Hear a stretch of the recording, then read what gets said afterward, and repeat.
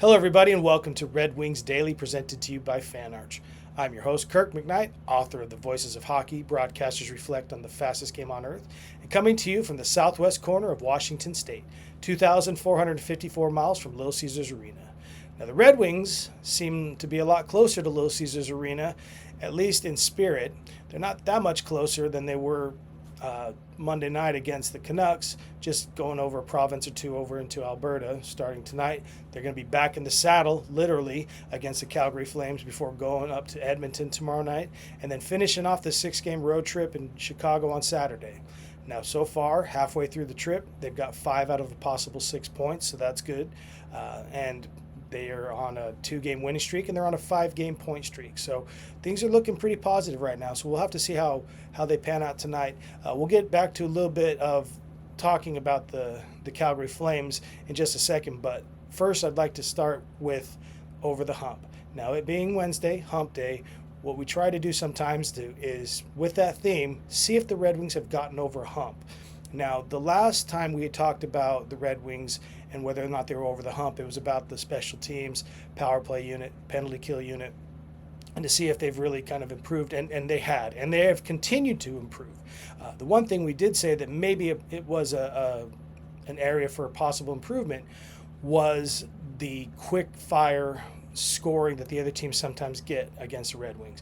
Now, we saw it against Nashville at home and against Tampa Bay at home, and it really took them out of the game quick. And also the Islanders, if you think of those defeats against the Islanders, they really took us out of our game pretty quick. And with the fact that the Red Wings haven't even given up a goal in the last 87 minutes, with Gibby being in the crease for all of those 87 minutes, that I would say is, not quite out of the woods, but I would definitely say we're over the hump, at least very little bit with that. So really well-deserved effort. We'll have to see if there's anything else the Red Wings can improve of. Not really knowing what to say and what to point out, because I don't want to ever seem like a hater or a sour fan or anything like that. I really think they're playing very well right now. Whether or not they're playing championship level, let's not get the delusions out there, because it's not quite there yet. It's a building team, and we're always talking about trust the build. The Yzer plan, but they do seem to be getting themselves over the hump on more occasions. And I really point out the fact that McClellan is a great instructor to get you out of those woods. He clearly has been a voice for them, a voice that they listen to, a voice that they respect. And that is one thing that a lot of teams, even when the teams are not necessarily middling or floundering as teams, and are really kind of like maybe second or third in the division, never really making headway. Sometimes those coaches will get fired because you can tell there gets to be a point where the team really isn't playing for them. I don't feel that is that way at all with McClellan. I feel like they listen to him. I was in morning skate the other day. Those guys are tight-knit. They are together. They take it seriously. They don't take anything for granted. So, got to say that definitely over a hump in many aspects. Now, coming back to the game tonight against Calgary, editor's note, to speak. Yesterday in the show, I said that Calgary was in last place. That is incorrect, folks. I am sorry.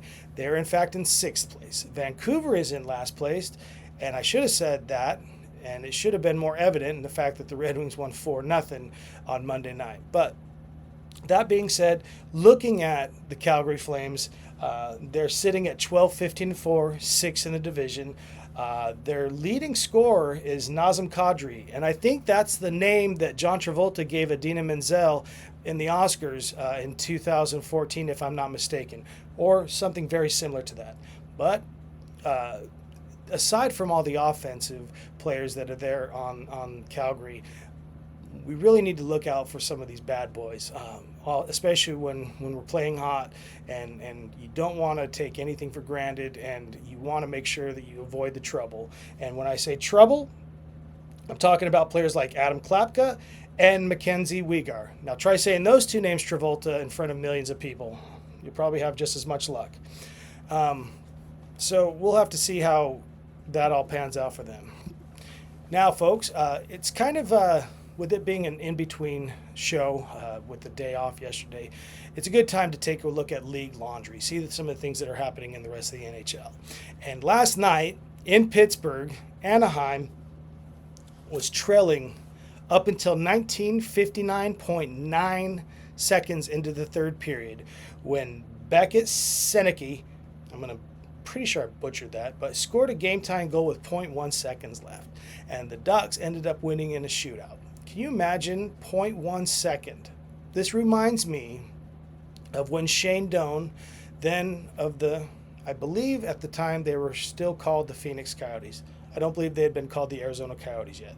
This was during the 11-12 season. But Shane Doan had basically had the record for most games where a scorer had 2 goals but no hat tricks.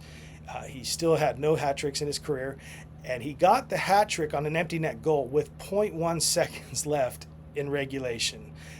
In those kinds of situations, just like last night with Seneke, obviously you're going to have to review that, especially if it means going to overtime or not. You know, with an empty net or something like that, it doesn't have as much impact on the game. The game's already over, but last night obviously had some impact.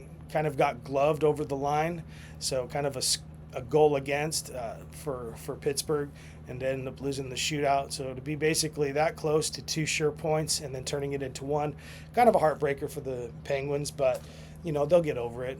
You know, it's not even quite halfway through the season. But what a moment for somebody like Beckett Seneke to really come in there and to drive on that with that time running down like that, and to actually get that puck over the crease and over the final line with 0.1 seconds left in regulation. I'm sure there was a lot of upset Pittsburgh fans last night.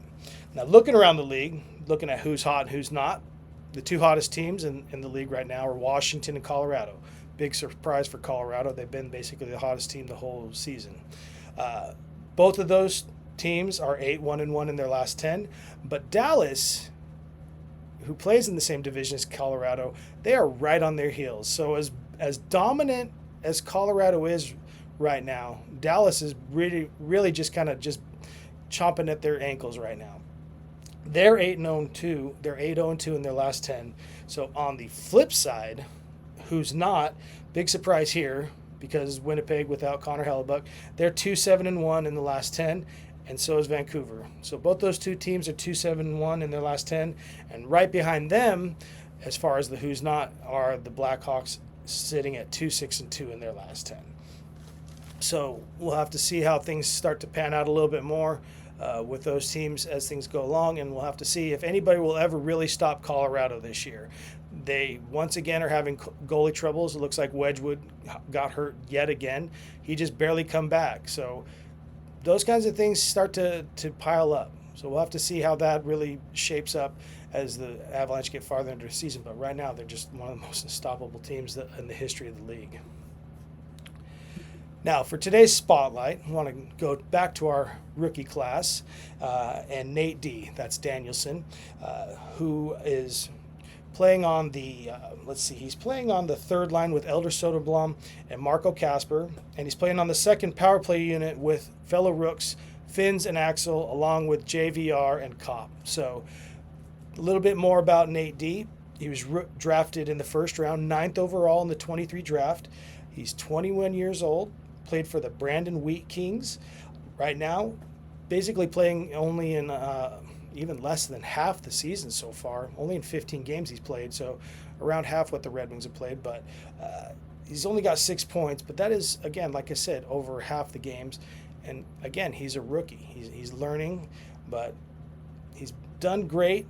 He's got 2 points in his last 2 games, so that's one to think. 1 goal, 1 assist in consecutive games, basically. So thinking a little bit about Danielson and thinking about how the rookies are really starting to come together and play with each other. I like to think about that. It's not very often when you got 3 rookies playing on a power play unit like that. I like McClellan's style for doing that. I like the mixture of old and young with that. JVR is a true veteran.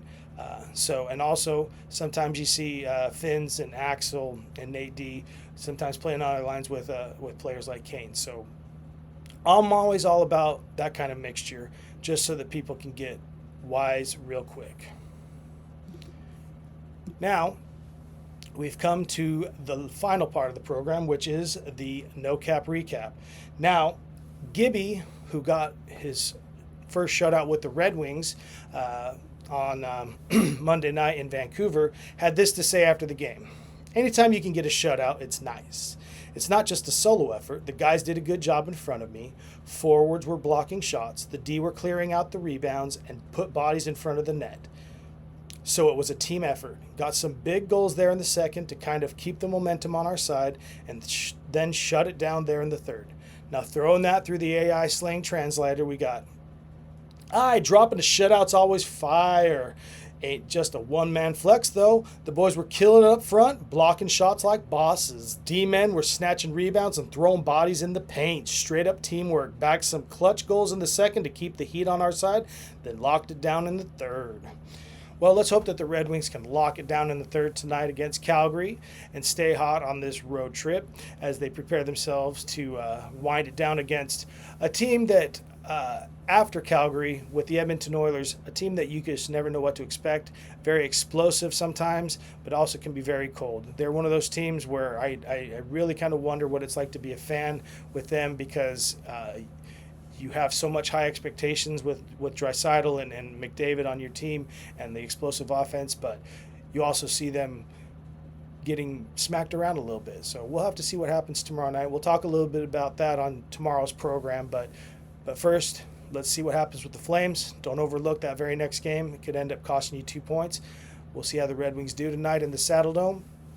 For now, this has been Red Wings Daily. I want to thank everyone for subscribing, viewing, liking, sharing, commenting, everything. We're up over 10,000 views. It's getting to be about 1,000 views every time I put out a video. Let's keep those numbers going up and get it to be 2,500, 3,000 views for every video. Let's get the subscribers up. We've almost doubled in the last couple of weeks as far as subscribers go. So it's all thanks to you guys. Let's keep this flowing.